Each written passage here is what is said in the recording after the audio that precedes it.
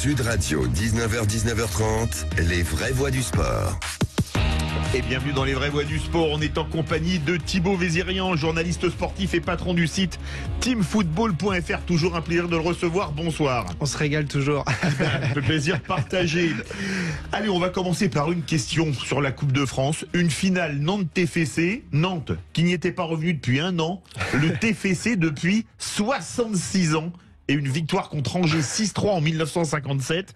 Finale surprise quand même, surtout que le TFC remontait de Ligue 2. Ouais, un vrai duel de style aussi, d'opposition de style, parce que moi j'ai pas connu le Angers-Toulouse, mais là le Toulouse d'aujourd'hui, même si je suis plus âgé que vous. C'est pas ce que je voulais dire. Le Angers-Toulouse d'aujourd'hui, le Toulouse d'aujourd'hui nous régale par son jeu, par la beauté de ce qu'ils font, le jeu collectif mis en place par Montagnier. Face à Annecy, c'était beaucoup plus dur sur un terrain difficile avec une énergie incroyable des joueurs d'Annecy. Face à Nantes, ça va être aussi ce genre d'opposition très rugueuse, très difficile, à une équipe qui cadenasse pas mal le jeu adverse du côté de Nantes, donc ça va être dur pour Toulouse. Et Lyon qui se fait sortir en demi, qui ne jouera donc pas la Coupe d'Europe encore la saison prochaine. Est-ce que c'est pas inquiétant ? Très inquiétant, et c'est le résumé de la saison finalement en fait. Je crois qu'il méritait pas d'aller plus loin, changement d'entraîneur, mais un effectif décousu, les têtes aussi, les dirigeants qui bégayent un petit peu, qui peinent à sortir une ligne directrice, et donc l'Olympique Lyonnais éliminé dans son dernier objectif de la saison. C'est un peu la descente aux enfers d'un club qui a été 7 fois de suite champion de France, qui est quand même, c'est le record. D'ailleurs, aucun club n'a fait mieux, même le PSG version Qatari n'a pas été champion de France 7 fois de suite. Allez, on parle de la journée de Ligue 1, la 30e. On arrive d'ailleurs dans le dernier chiffre, de 30 à 38. Et on commence ce soir avec l'outsider Lens qui reçoit Strasbourg, des 100 et or en pleine bourre, qui pourrait revenir à 3 points du PSG avant d'aller jouer, au Parc des Princes. Aïe, ça va être un choc terrible. Moi, j'étais justement en petit tournage à Lens mercredi. J'ai pu sentir l'atmosphère. Et ils sont concernés. Ils ont cette énergie positive autour d'eux. Ils travaillent bien. Les Lensois, ce soir à Bollaert, je veux pas leur porter la poisse, mais ils ont justement tout pour gagner à nouveau. Tout pour se rapprocher à 3 points du PSG, faire peur au PSG et continuer sur leur lancée dans ce stade magnifique, cette ambiance. Donc forcément, oui, Lens là paraît lancé dans la dernière ligne droite. Absolument. Strasbourg, tangent pour la descente. Il y a l'effet Antonetti quand même, il va les sauver de cette mauvaise passe. J'ai bien peur que ça se joue dans les 2-3 dernières journées pour Strasbourg, et pas du tout avant, parce que... Surtout quand on regarde le classement, ils sont 16e, ex-aequo avec Auxerre pour descendre, mais eux ils descendent pas à la différence de but. Donc, heureusement, Auxerre va encore jouer le PSG. Auxerre a aussi un calendrier pas simple, donc ça va se jouer à pas grand chose, à une victoire par-ci, un nul par-là, mais ce soir la montagne paraît grande pour le Racing Club. Bon, on va aller à l'autre bout de la France. On était à Lens, on part à Nice. Demain, un Nice-Paris Saint-Germain. Alors celui-là, un PSG en pleine crise avec 2 défaites à domicile contre Rennes et contre Lyon. Un Lyon qui est pas au summum de son art, on l'a vu contre Nantes. Là, si en cas de défaite chez les Aiglons, c'est la grosse crise du côté du Parc des Princes. Là, on est très proche du carton rouge pour Christophe Galtier. Là, ça ne peut plus durer. On est sur une opposition avec en effet des échelles inversées. Nice qui a pas perdu depuis le 7 janvier, et Paris qui a jamais perdu autant depuis 20 ans. En fait, depuis Luis Fernandez. En fait, c'était arrivé une série comme ça avec autant de défaites. Donc, ce qui est complètement fou, c'est autant d'internationaux qui n'arrivent pas à jouer ensemble. Pour moi, samedi soir, ça va être soit Galtier est lâché par ses joueurs qui sont capables de mieux faire, soit Galtier est conforté jusqu'à la fin de la saison.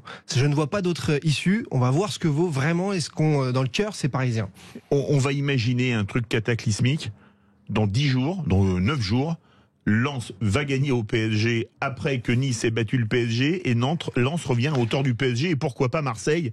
Tout le monde à égalité. Là, tout le monde c'est plausible, c'est possible. Là, ce serait vraiment la grosse crise à la 31e journée. Là, j'imagine un changement d'entraîneur radical. On a vu déjà que Nasser El Khelaifi, qui était en fin de semaine avec les instances de l'UEFA, a décalé son vol pour le Qatar pour passer par Paris. Et il fallait se montrer avec Campos à l'entraînement ce matin. Et il fallait serrer la main devant tout le monde et les caméras de Kylian Mbappé suite à sa sortie Instagram, puisque ça va plus vite désormais, et son message suite à la vidéo pour la campagne d'abonnement du club. Donc il fallait remettre les choses au clair. Est-ce que ça va suffire? La réponse face à de très très bons Niçois. Marseille va à Lorient, un duel maritime entre la Méditerranée et l'Atlantique. Marseille peut aussi revenir, mais les Marseillais, ils ont quand même pas une grosse faiblesse, c'est leur irrégularité avec le nombre de points qu'ils perdent bêtement. heureusement, ils jouent à l'extérieur. Oui. Ils sont incroyables à l'extérieur. Oui, et c'est à domicile qu'ils perdent des points. Et c'est à domicile ils se métamorphosent dans le mauvais sens du terme. Peut-être la pression populaire qui est énorme, mais qui est aussi magique, normalement, qui vous transcende. Mais pas eux. C'est le contraire. Donc, finalement, ce match à Lorient me rassure presque pour eux. Je me dis que là, ils vont repartir. Ils sont désormais attendus. Ils ont besoin quand même de 109. Tudor va-t-il trouver les ressources? Là, c'est à lui de le faire. Mais sinon, Lens ne va pas les attendre. Monaco va à Nantes. Alors, un Monaco qui peut se rapprocher des Lensois, un Monaco qui peut se rapprocher des Marseillais et des Parisiens. Ils sont à 3 points de Marseille et de Lens. Des Nantais qui auront peut-être un peu de fatigue pour avoir fêté leur qualification pour la finale. Ça peut jouer. L'enchaînement tous les 3 jours, c'est terrible pour cet effectif de Nantes. Surtout avec une fiesta à la fin. Vous êtes sûr de ça? Vous avez vérifié? En général, une qualif en finale de coupe, ça se fait. Bon, alors ça va laisser des traces. J'ai quand même peur pour les Nantais d'Antoine Comboiré parce que il n'a ni l'effectif pour jouer tous les 3 jours et on l'a vu avec la Coupe d'Europe cette saison.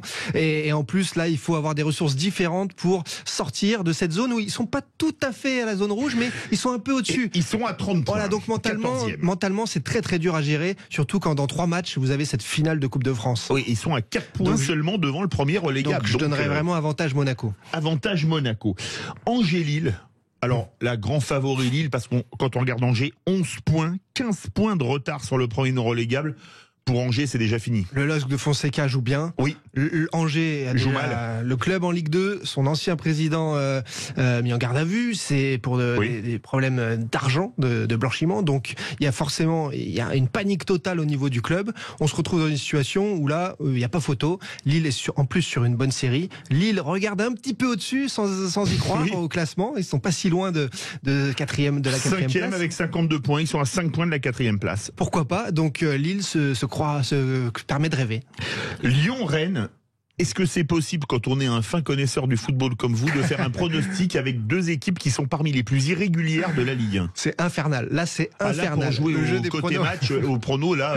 Il y a des matchs où il faut éviter de faire ce genre de choses, justement. À peine parier sur des buts, peut-être, mais quand on entend en plus cette semaine, les murmures du côté de Rennes, comme quoi Genesio pourrait partir à la fin de la saison, que finalement ce serait la fin du cycle de l'histoire, on se dit, bon, ils auront fait une saison correcte, honorable. Et puis Lyon, le bazar total. Sans la faire des tirs au but contre le Shakhtar Donetsk. Exactement, ça aurait pu être un petit peu mieux. Il manque un petit quelque chose, ce petit supplément d'émotion qu'il aurait pu y avoir dans cette saison avec un bel effectif quand même. Et donc, pour miser sur ce Lyon-Rennes, infernal. Il y a aussi une autre équipe dont on va parler là, c'est la Champagne contre la Bretagne, Reims-Brest. Les Brestois ont battu le TFC, qui avait peut-être la tête à la demi-finale de Coupe de France contre Annecy. Ils ont pris 1 point d'avance sur le premier non relégable. Est-ce que Brest peut vraiment sauver sa peau? Il faut l'avouer, je n'étais vraiment pas plus fervent défenseur d'Éric Roy quand il est arrivé, en me disant quelle est cette idée de changer encore d'entraîneur. Et finalement, comme avec Didier Digard à Nice, dans un autre style, avec d'autres joueurs, il a redressé Brest. Il a réussi à le faire, et j'ai envie de croire que cette équipe est une équipe de Ligue 1, un effectif de Ligue 1, non pas une équipe qui montait comme l'effectif d'Auxerre par exemple, qui était moins habitué à la Ligue 1. Donc je pense que Brest peut in extremis aussi s'en sortir. Le derby d'Occitanie, Montpellier, 11e, reçoit le TFC, 13e, 2 points d'écart entre les deux, 37 et 35. Les Toulousains ont a priori, d'après ce que j'ai vu, assez bien fêté leur qualification hier soir contre Annecy. Est-ce que ça va pas peser dans les jambes, même si maintenant, bon, à 35 points, ils sont quasiment sauvés, je pense qu'on peut le dire. Hein, même si une année, Monaco est descendu avec 44, mais une année, TFC s'est sauvé avec 38.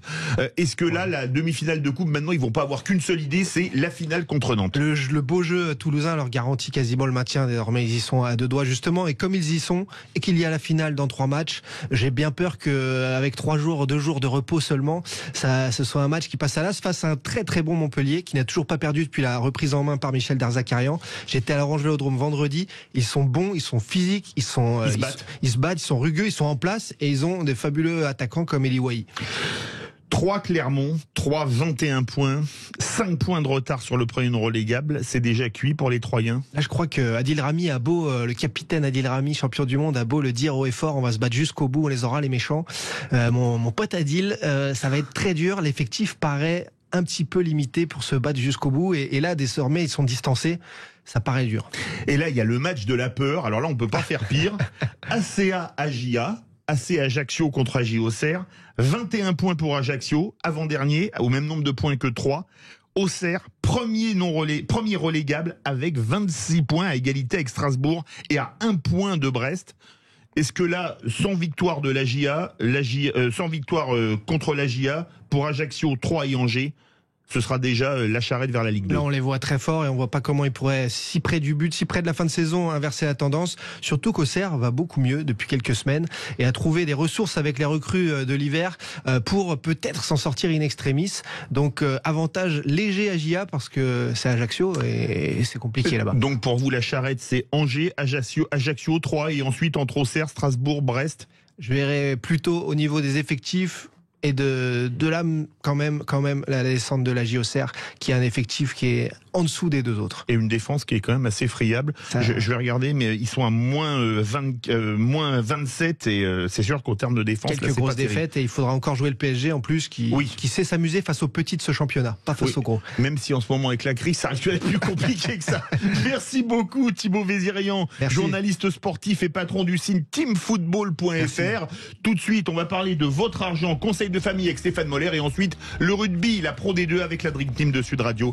On se retrouve lundi à 17h avec Cécile de Ménibus dans Les Vraies Voix.